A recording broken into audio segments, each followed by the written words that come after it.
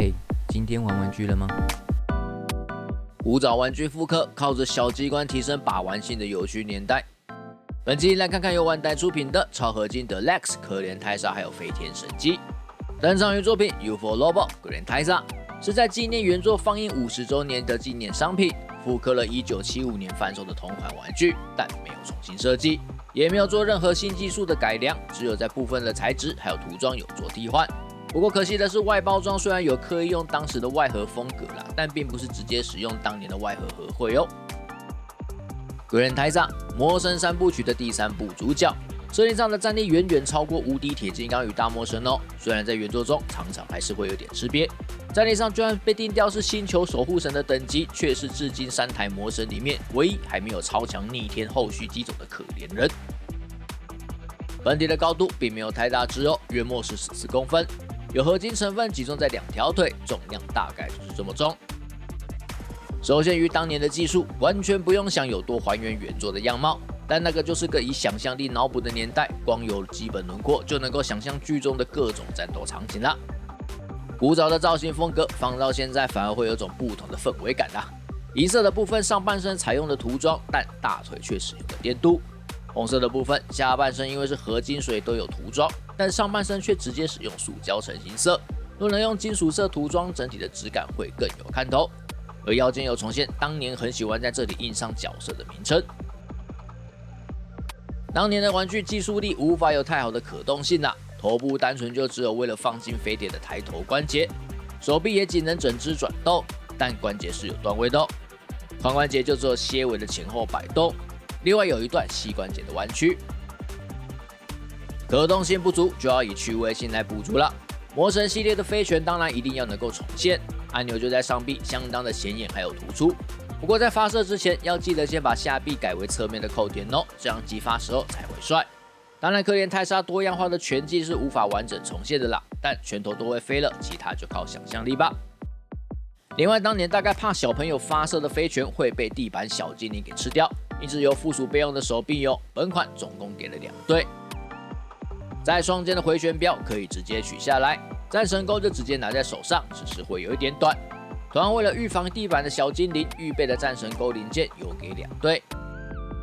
而戰神雙鈎有附屬把手較長的2把哦。除了可以分開握持當戰神鈎之外，也能夠合而為一變成戰神雙鈎，但這個就沒有附屬預備品哦，要小心。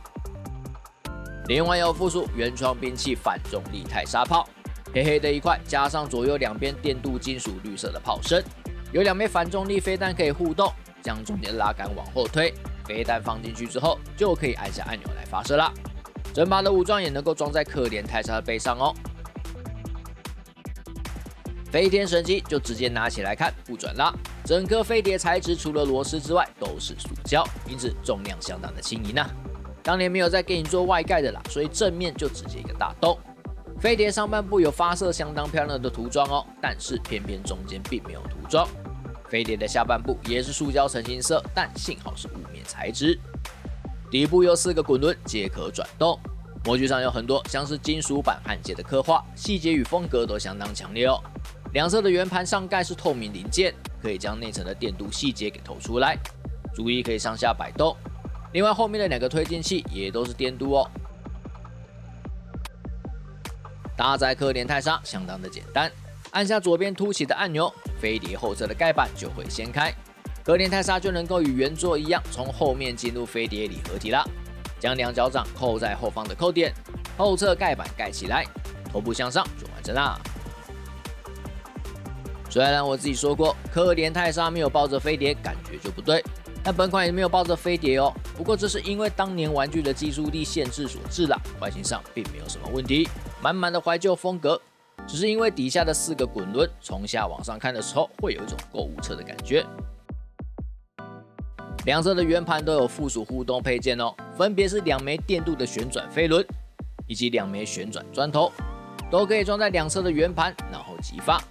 這個小機關是當年玩具最終生產版才添加的哦，最早原始版本並沒有。以雙手往前的姿勢與飛天神姬結合的時候，就能夠握持原創的反重力泰莎炮啦，增加作戰的能力。最後是我個人對本款最喜歡的部分啦，飛碟左側的按鈕是把後側蓋板給打開，那右側有一個按鈕哦，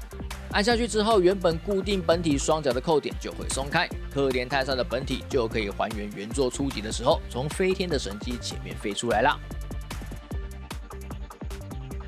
古早年代的玩具沒有美型的外觀，也沒有卓越的可動性，但有當年的風格以及有趣的小機關。雖然多半不能重現原作的名場景啊，卻因為硬體限制，把玩時的想象力反而更能夠發揮啊，也更能夠體會玩玩具的纯粹感啊，還是相當的不錯。總之，雖然我並不是收藏老玩具的類型啊，會收也是因為我蠻喜歡可憐泰莎的，但玩起來確實是有趣哦，也很滿足。就這樣，記得點讚、訂閱、分享，拜拜。